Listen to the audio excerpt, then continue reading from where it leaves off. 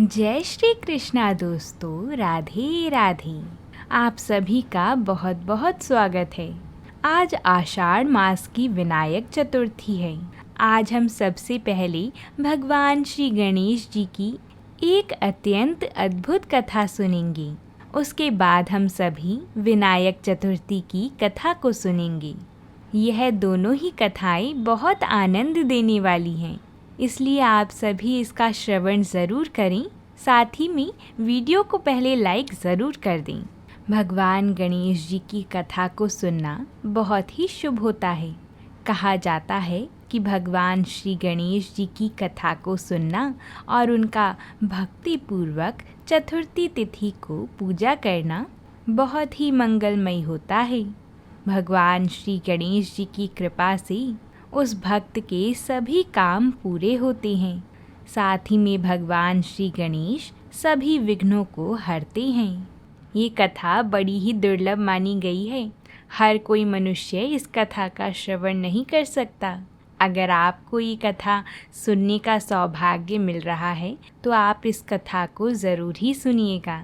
साथ ही श्री गणेश जी महाराज की कृपा से मुझे भी यह कथा सुनाने का अवसर प्राप्त हुआ, इसलिए मैं भगवान श्री गणेश जी के चरणों में प्रणाम करके कथा को सुनाना शुरू करती हूँ। बोलिए भगवान विनायक जी महाराज की जय हो।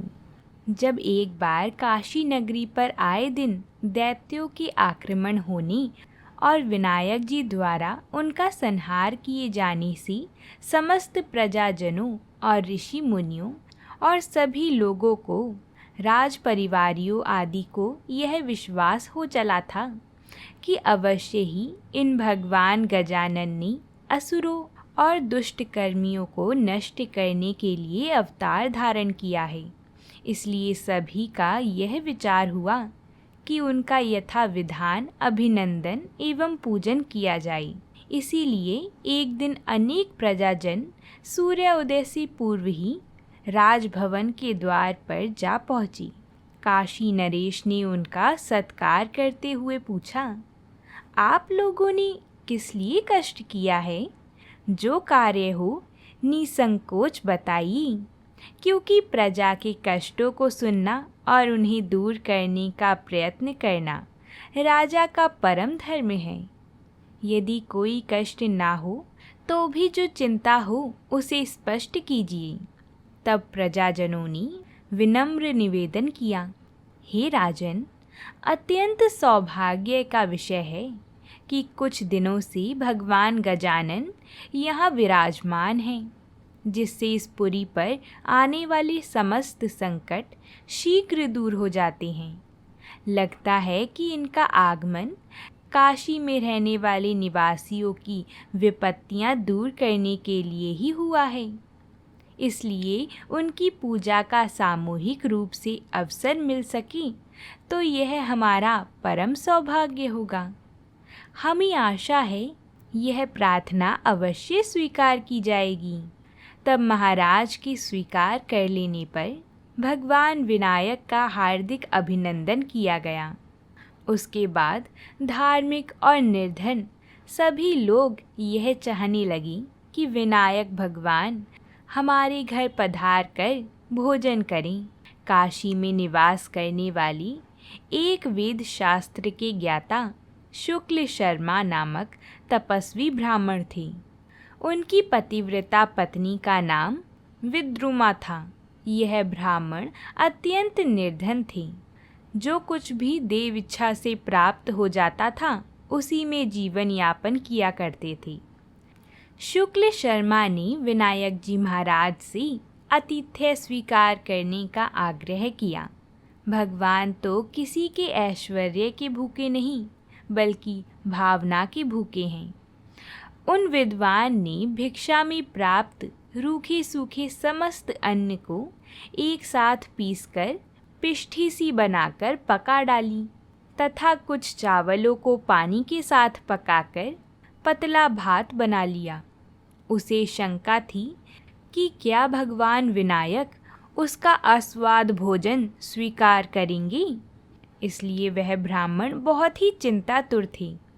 तभी उनके घर विनायक देव पधारे। विद्रुमा ने उठकर भावनात्मक ढंग से उनकी स्तुति की, किंतु लज्जा के कारण भोजन नहीं परोसा। भगवान से भला क्या छिपा था।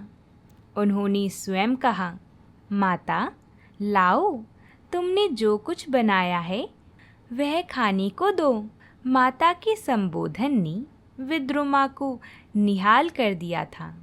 उसने ही पात्रों में रखी पिष्ठी और पतले भात को सामने ला रखा। विनायक जी महाराज ने उन्हें बड़े स्वाद से खाया और बोली, वाह कैसा अद्भुत स्वाद है।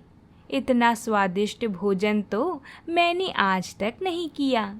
भोजन के पश्चात उन्होंने जल से हाथ धोकर कुल्ला किया और फिर बोले, निष्पाप विप्रवर, मैं तुम्हारी भक्ति से अत्यंत प्रसन्न हूँ, इसलिए तुम इच्छित वर मांग लो। शुक्ल शर्मा ने निवेदन किया, प्रभो, आपने संपन्न लोगों के आग्रह को ठुकराकर मुझ नीच को दर्शन देकर कृतार्थ किया है। यह मेरा परम सौभाग्य ही है। हे नाथ, मैं आपकी अनन्य भक्ति मांगता हूँ। अंतः कृपया करके वही मुझे दीजिए। ऐसा ही हो कहकर भगवान विनायक वहाँ से चल दिए। शुक्ल दंपति ने उन्हें पहुँचाने के लिए बाहर तक साथ आने की चेष्टा की, तो वह उनकी तेजी का साथ ना दे सके। उन्हें लगा भगवान विनायक देव अंतर्ध्यान हो गए हैं। उस दिन वे भगवान विनायक का ही स्मरण करते रहे। रात्रि में भूखे ही सो गई, किंतु प्रातः काल उठे तो उनकी आश्चर्य की सीमा ना रही। उनका पुराना टूटा फूटा घर ना जाने कहाँ गया था। आँख खुलते ही उन्होंने स्वयं को एक अत्यंत वैभवशाली भवन में पाया। वह सोचने लगी कि हम कब और कैसे यहाँ आ गए। तभी कुछ सेवकों ने वहाँ आकर कहा, हम सब आपके सेवक हैं, आप आज्ञा कीजिए कि हम आपकी क्या सेवा करें। शुक्ल शर्मा समझ गई कि यह सब विनायक देव जी की कृपा है, अन्यथा मेरी टूटी फूटी कुटिया इंद्र भवन के समान कैसे हो सकती है। भगवान गणेश जी की कृपा के बिना यह सेवक सेविकाएं कहाँ से आ सकते हैं। उन सर्वज्ञ प्रभु ने प्रत्यक्ष में तो कुछ नहीं दिया, किंतु गुप्त रूप में हमें अतुलनीय वैभव प्रदान कर दिया। धन्य हो प्रभो, आपकी कृपा का वर्णन करने के लिए हमारे पास शब्द भी तो नहीं हैं। आपके चरणों में हमारा बारंबार नमस्कार है। ऐसा कहते कहते शुक्ल दंपति भाव विभोर हो गई और उन्हें अपने शरीर की भी सुधि न रही। उसके बाद वह दंपति भगवान श्री गणेश जी का पूजन हर रोज़ करने लगी। तो बोलिए भगवान श्री गणेश की जय हो। आइए अब हम सभी विनायक चतुर्थी की व्रत कथा सुनते हैं। बोलिए भगवान श्री गणेश की जय हो। एक समय पार्वती जी ने पूछा कि हे वत्स, आषाढ़ कृष्ण चतुर्थी बहुत ही शुभदायिनी कही गई है, आप उसका विधान बतलाइए। इस मास के गणेश जी का क्या नाम है और उनकी पूजा किस प्रकार करनी चाहिए। तब गणेश जी ने उत्तर दिया कि हे माता, पूर्व काल में इसी प्रश्न को युधिष्ठिर जी ने पूछा था और उन्हें भगवान श्री कृष्ण जी ने उत्तर दिया था। मैं उसको बतला रहा हूँ, आप सुनिए। भगवान श्री कृष्ण ने कहा, हे राजन, विघ्न नाशक पुराण इतिहास में वर्णित कथा को मैं कहता हूँ। हे कुंती पुत्र, आषाढ़ शुक्ल चतुर्थी को गणेश जी का नाम विनायक है। उनका पूजन पूर्व वर्णित विधि से करें। हे महाराज, द्वापर युग में महिष्मती नगरी का महिजित नामक एक राजा था। वह बड़ा ही पुण्यशील और प्रतापी हुआ करता था। वह अपनी प्रजा का पालन पुत्रवत करता था, किंतु संतान विहीन होने के कारण उसे राजमहल का वैभव अच्छा नहीं लगता था। वेदों में निसंतान का जीवन व्यर्थ माना गया है। यदि संतान विहीन व्यक्ति अपने पितरों को जलदान देता है तो उसके पितृगण उस जल को गर्म जल के रूप में ग्रहण करते हैं। इसी सोच में राजा का बहुत समय व्यतीत हो गया। उन्होंने पुत्र प्राप्ति के लिए बहुत से दान यज्ञ आदि कार्य किए, फिर भी राजा को पुत्र की प्राप्ति ना हुई। जवानी ढल गई और बुढ़ापा आ गया, किंतु वंश वृद्धि ना हुई। फिर राजा ने विद्वान ब्राह्मणों और प्रजाजनों से परामर्श किया। राजा ने कहा कि हे ब्राह्मणों तथा प्रजाजनों, हम तो संतानहीन हैं, अब मेरी क्या गति होगी? मैंने अपने जीवन में तो किंचित भी पाप कर्म नहीं किया। मैंने कभी अत्याचार द्वारा धन संग्रह भी नहीं किया। मैंने तो सदैव प्रजा का पुत्रवत पालन किया और धर्मचरण द्वारा ही पृथ्वी शासन किया। मैंने चोर डाकुओं को दंडित किया, इष्ट मित्रों के भोजन की व्यवस्था की, गौ का और ब्राह्मणों का हित चिंतन करते हुए शिष्ट पुरुष का आदर सत्कार किया। फिर भी मुझे अब तक पुत्र ना होने का क्या कारण है? विद्वान ब्राह्मणों ने कहा कि हे महाराज, हम लोग वैसा ही प्रयत्न करेंगे जिससे आपके वंश की वृद्धि हो। इस प्रकार कहकर सब लोग युक्ति सोचने लगे। सारी प्रजा राजा के मनोरथ की सिद्धि के लिए ब्राह्मणों के साथ वन में चली गई। वन में उन लोगों को एक श्रेष्ठ मुनि के दर्शन हुए। वह मुनिराज निराहार रहकर तपस्या में लीन थी। ब्रह्मा जी के समान वे आत्मजीत, क्रोध को जीतने वाले और सनातन पुरुष थे। संपूर्ण वेद विशारद और अनेक ब्रह्म ज्ञान संपन्न वह महात्मा थे। उनका निर्मल नाम लोमश ऋषि था। प्रत्येक कल्प के अंत में उनके एक एक रोम पतित होते थे, इसलिए उनका नाम लोमश ऋषि पड़ गया। ऐसे त्रिकालदर्शी महर्षि लोमश जी का उन लोगों ने दर्शन किया। सब लोग उन तेजस्वी मुनि के पास गए और उनको जाकर प्रणाम किया। मुनि के दर्शन से सभी लोग प्रसन्न होकर परस्पर कहने लगे कि हम लोगों को सौभाग्य से ही ऐसे मुनि के दर्शन हुए हैं। इनके उपदेश से हम सभी का मंगल होगा। ऐसा सोचकर उन लोगों ने मुनिराज से कहा, हे ब्रह्म ऋषि, हम लोगों के दुख का कारण सुनिए।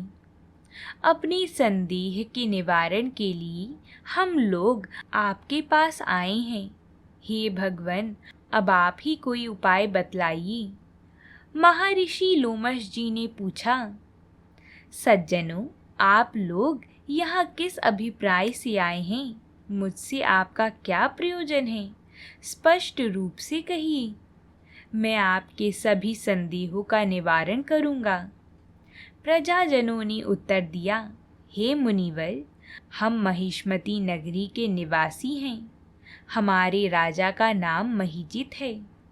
वह राजा ब्राह्मणों का रक्षक, धर्मात्मा, दानवीर, शूरवीर और मधुरभाषी है। उस राजा ने हम लोगों का पालन पोषण किया है, परंतु ऐसे राजा को आज तक संतान की प्राप्ति नहीं हुई है। हे भगवान, माता पिता तो केवल जन्मदाता ही होते हैं, किंतु राजा ही वास्तव में पोषक और संवर्धक होते हैं। इसी कारण हम अपने राजा के दुख में उनका साथ देने के लिए इस गहन वन में आए हैं।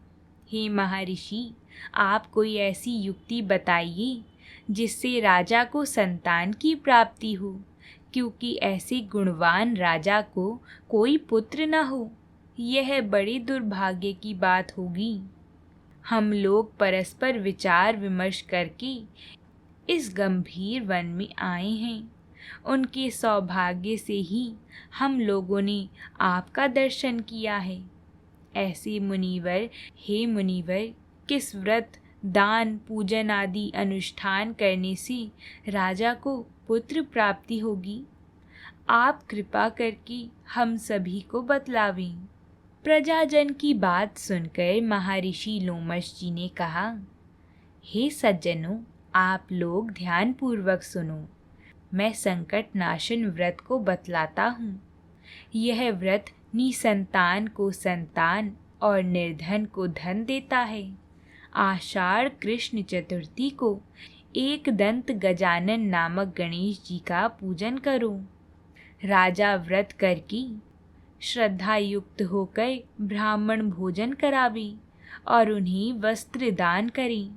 गणेश जी की कृपा से उन्हें अवश्य ही पुत्र की प्राप्ति होगी।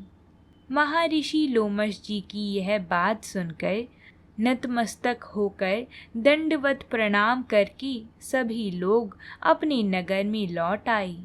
प्रजाजनों की बात सुनकर राजा बहुत ही प्रसन्न हुआ और उन्होंने श्रद्धा पूर्वक विधिवत गणेश चतुर्थी का व्रत करके ब्राह्मणों को भोजन, वस्त्र आदि का दान किया। रानी सुदक्षिणा को श्री गणेश जी की कृपा से सुंदर और सुलक्षण पुत्र प्राप्त हुआ। जो व्यक्ति इस व्रत को श्रद्धा पूर्वक करेंगी वह समस्त सांसारिक सुख के अधिकारी होंगी। तो बोलिए भगवान श्री गणेश की जय हो। आप सभी को ये कथा पसंद आई हो तो हमारी चैनल को सब्सक्राइब करें। साथ ही अगर आपने कथा को सुना है तो लाइक ज़रूर किया करें। आप लोगों में से कई लोग ऐसे हैं जो कथा को तो सुनते हैं पर उसे लाइक नहीं करके जाते। अगर आप वीडियो को लाइक नहीं करेंगे तो हमें लगेगा कि हमारी कथाओं में कुछ कमी रह जाती है, और अगर आप वीडियो को लाइक करेंगे तो हमें पता चलेगा कि आप लोगों को कथाएं पसंद आ रही हैं और इसी तरह आप हमेशा हमारी कथाओं को सुनना चाहते हैं। इसलिए मेरा आपसे विनम्र निवेदन है कि वीडियो को लाइक ज़रूर किया करें। आज के लिए बस इतना ही। अब हम आपसे कल मिलेंगे एक नई कथा के साथ। तब तक के लिए प्रेम से बोलिए जय श्री गणेश।